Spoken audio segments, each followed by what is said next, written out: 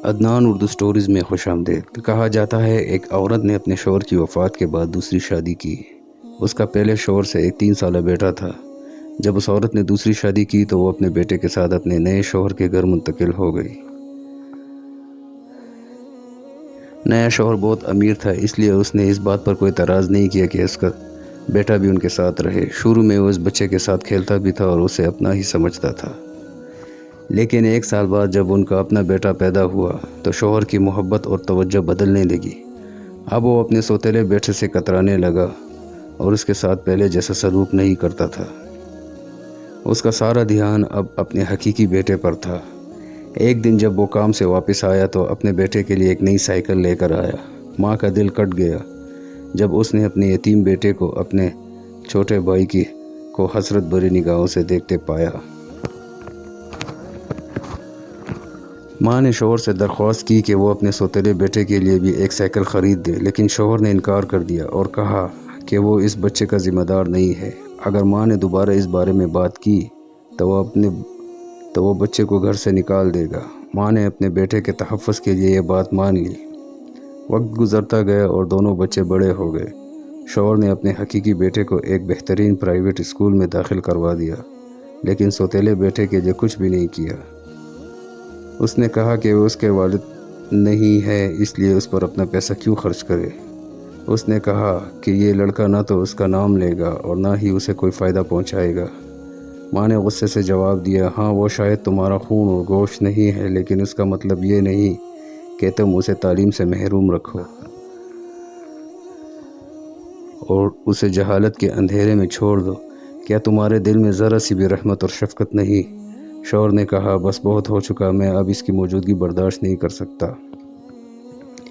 میں اسے اپنے گھر میں نہیں دیکھنا چاہتا۔ لڑکا اپنی ماں کے پاس آیا اور اس کے آنسو پوچھتے ہوئے کہا، ماں پریشان نہ ہو، کچھ بھی ایسا نہیں جس کے لیے آپ کو رونا پڑے۔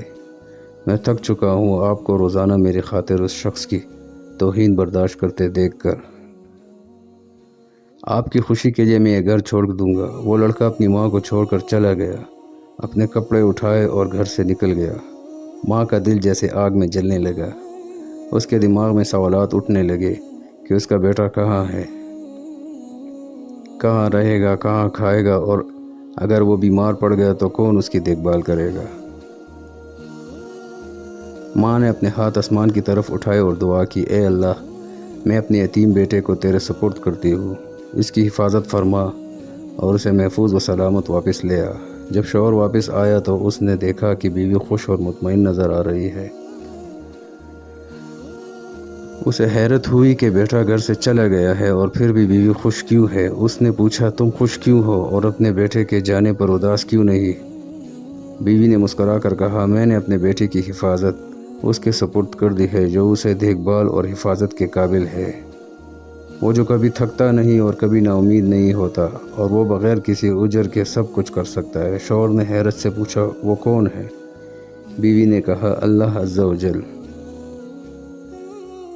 شوہر نے طنزیہ ہنسی کے ساتھ کہا، دنیا باہر رحم نہیں کرتی اور کوئی بھی بھوکے پر ترس نہیں کھاتا، لگتا ہے تم اپنے دماغ کھو دیا ہے۔ وقت گزرتا گیا اور سالوں بعد ماں کا بیٹا ایک دن واپس آیا، اپنے ہاتھ میں ایک بچہ اور ساتھ ایک عورت کے ساتھ۔ اس نے اپنی ماں کو سلام کیا۔ ماں حیرت اور خوشی سے پوچھتی ہے، یہ عورت کون ہے اور یہ بچہ کس کا ہے؟ بیٹے نے جواب دیا، یہ میری بیوی ہے اور یہ میرا بیٹا ہے۔ اے ماں نے پوچھا، تم نے یہ سب کچھ کیسے حاصل کیا جب تمہارے پاس نہ پیسے تھے اور نہ ہی کوئی پناہ؟ بیٹے نے کہا، سچ بتاؤں تو میں خود نہیں جانتا کہ زندگی نے مجھے کہاں پہنچا دیا۔ میں بے یار و مددگار تھا اور نہیں جانتا تھا کہ کہاں جاؤں۔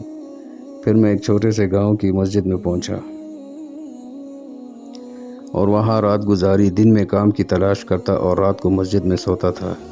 امام مسجد کو اپنی کہانی سنائی اور ان سے مسجد میں سونے کی اجازت مانگی۔ انہوں نے اجازت دے دی اور ہر روز مجھے کھانا دیتے تھے۔ میں شام کو مسجد صاف کرتا تھا اور امام نے مجھے قرآن حفظ کروا دیا اور دین کی تعلیم دی۔ میں روزانہ مسجد کی لائبریری میں پڑھتا رہتا تھا۔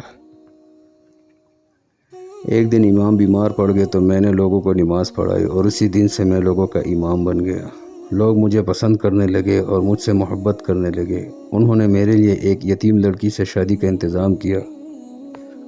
جس کے پاس صرف اس کی دادی تھی۔ میں نے شادی کی اور کچھ ہی عرصے بعد اس کی دادی کا انتقال ہو گیا۔ بیوی کو اس کی دادی کی وراثت سے زمین کا ایک ٹکڑا ملا جسے میں نے کاشت کیا اور حالات بہتر ہو گئے۔ الحمدللہ اب اللہ کے فضل سے میرے پاس بہت سی زرعی زمینیں ہیں اور اللہ نے مجھے اپنے فضل سے نوازا ہے۔ مجھے ہمیشہ لگتا تھا کہ آپ کی دعائیں میرے ساتھ ہیں اور اللہ نے آپ کی وجہ سے میری مدد کی۔ ماں خوشی سے رو پڑی اور جان گئی کہ اللہ نے اس کی دعائیں قبول کی۔ اس نے اپنے پوتے کو گلے لگایا اور بیٹے نے ماں کے ہاتھ چومے، لیکن شوہر کو یقین نہیں ہو رہا تھا کہ ایک دن وہ لڑکا ایک کامیاب اور امیر شخص بن کر واپس آئے گا۔ سبحان اللہ، اللہ ہی رازق ہے اور جسے چاہے بے حساب نوازتا ہے۔ اس یتیم بچے کو اس کی ماں کی دعا اور رضامندی کی بدولت نوازا گیا، اور آخر میں حضرت نبی کریم صلی اللہ علیہ وسلم پر، ان کی آل و اصحاب اور تابعین پر قیامت تک کے لیے درود و سلام بھیجنا نہ بھولیں۔ شکریہ۔